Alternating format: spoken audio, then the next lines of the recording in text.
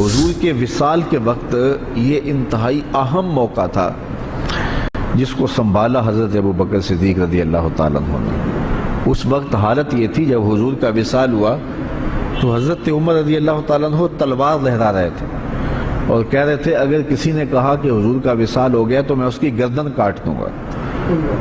حضور علیہ السلام کچھ وقت کے لیے سکتے میں چلے گئے ہیں، پھر اپنی اصلی حالت میں لوٹ آئیں گے، تو اگر کسی نے یہ کہا تو میں اس کی گردن کاٹوں گا۔ حضرت زید بن عبداللہ کے بیٹے جا کے اپنے باپ کو خبر دیتے ہیں باغ میں کہ ابا جان حضور کا انتقال ہو گیا، تو وہ وہی ہاتھ اٹھا کے اللہ کی بارگاہ میں عرض کرتے ہیں اللہم اذہب بصری حتی لا ارا بعد حبیبی محمد احد صلی اللہ علیہ وسلم۔ وہ کہتے ہیں اے اللہ میری آنکھوں کی بینائی اچک لے، میں ان آنکھوں سے اب حضور کے علاوہ کسی اور کو نہیں دیکھنا چاہتا۔ حضرت انس بن مالک رضی اللہ تعالیٰ عنہ فرماتے ہیں کہ جب حضور مدینے میں داخل ہوئے اس دن سے روشن دن میں نے نہیں دیکھا، اور جس دن حضور کا وصال ہوا اس دن سے تاریک دن میں نے نہیں دیکھا۔ بلال حبشی شہر مدینہ چھوڑ گئے کہ اب ان گلیوں میں حضور نظر نہیں آتے تو شہر میں رہ کے اب کیا کرنا ہے۔ اسی طرح حضرت سیدہ فاطمہ رضی اللہ تعالی عنہا روتی تھیں اور ساتھ کہتی تھیں صبت علیہ مصائب لو انہا صبت علی الایام سرنا لیالیا، میرے اوپر جو مصیبتیں پڑ گئی ہیں اگر وہ دنوں پہ پڑ جاتی تو وہ مصیبتوں سے رات بن جاتے۔ وہ غضبہ نامی اونٹنی جو حضور کی سواری تھی، اس اونٹنی سے حضور کا ہجر برداشت نہ ہوا، وہ حضرت سیدہ فاطمہ زہرا کی دہلیز پر سر رکھ کر کے روتی رہتی تھی اور باقاعدہ اس حال میں اس نے انتقال کیا۔ وہ داراز گوش جس پہ حضور سواری کیا کرتے تھے جسے یافور کہتے تھے، وہ ایک اندھے کنویں میں چھلانگ لگا کے اپنی جان سے ہاتھ دھو بیٹھا، جب حضور چلے گئے تو ہم نے جی کے کیا لینا ہے۔ تو ایک عجیب رنگ تھا کائنات کا۔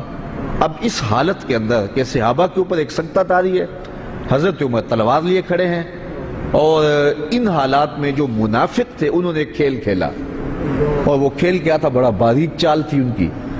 انہوں نے کہنا شروع کر دیا واہ جی واہ، حضور کے موجود ہونے سے کیا رنگ تھا، کیا بہاریں تھی، کیا نمازیں تھی، کیا روزے تھے، کیا جہاد تھا۔ اب کس نے نماز پڑھنی ہے، اب کس نے روزہ رکھنا ہے، اب کس نے زکوٰۃ دینی ہے، اب کس نے حج کرنا ہے، اب کس نے اپنے مال کو پیش کرنا ہے۔ یہ تو ساری بہاریں ان کے دم سے تھیں، تو جب حضور وصال کر گئے ہیں تو اب کس نے یہ نیکی کے کام کرنے ہیں، اب پھر وہی قتل و غارت ہوگی، پھر وہی سب کچھ ہوگا۔ تو اس طرح سے انہوں نے یہ بات پھیلانی شروع کر دی۔ اب مجھے بتاؤ کہ یہ کتنا نازک موقع تھا، اور حالات صحابہ کے یہ تھے کہ ان سے سنبھلا نہیں جا رہا تھا۔ عین اس موقع پر امت کو جس شخص نے سنبھالا اس شخص کا نام ابوبکر صدیق رضی اللہ تعالیٰ عنہ۔ تو حضرت ابوبکر صدیق کھڑے ہوئے اور لوگوں کو متوجہ کیا، اور لوگ متوجہ ہو کے ان کے قریب آئے، لیکن حضرت عمر رضی اللہ تعالیٰ عنہ اسی حالت میں تھے۔ لیکن جب آپ نے لوگوں کو قریب کیا تو وہ بھی آ گئے، تو آپ نے لوگوں سے مخاطب ہو کر کہا لوگوں مجھے ایک بات بتاؤ کہ تم کس کی عبادت کرتے ہو؟ تو انہوں نے کہا کہ ہم اللہ کی عبادت کرتے ہیں۔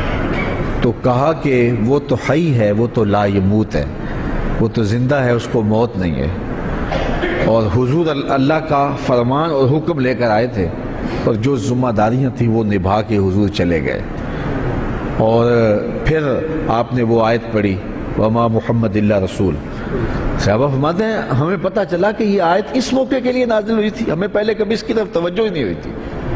اور پھر فرمایا کیا جس دین کے لیے رسول اللہ نے اپنی ساری زندگی لگا دی، حضور نے اپنی ساری جوانی لگا دی، حضور نے ایک ایک لمحہ جس دین کے لیے صرف کر دیا، کیا حضور کے وصال کرنے کے بعد تم اس دین کو چھوڑ دو گے؟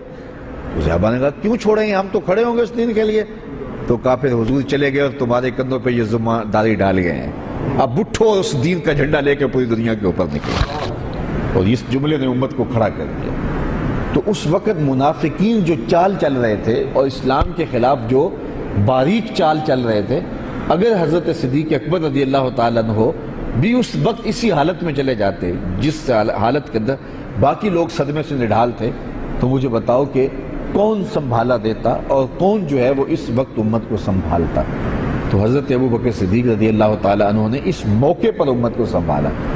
دوسری بات یہ ہوئی کہ امت تقسیم ہونے لگی تھی، یہ بات طے ہونے لگی کہ انصار سے ایک خلیفہ ہوگا اور ایک مہاجرین سے ہوگا۔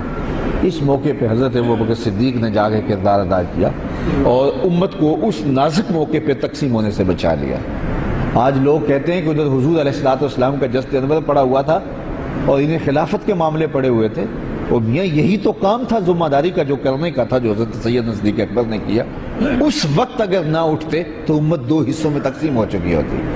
تو یہ وہ احسان ہے حضرت ابوبکر صدیق رضی اللہ تعالیٰ عنہ کا کہ کلیجہ ان کا بھی پھٹ رہا تھا۔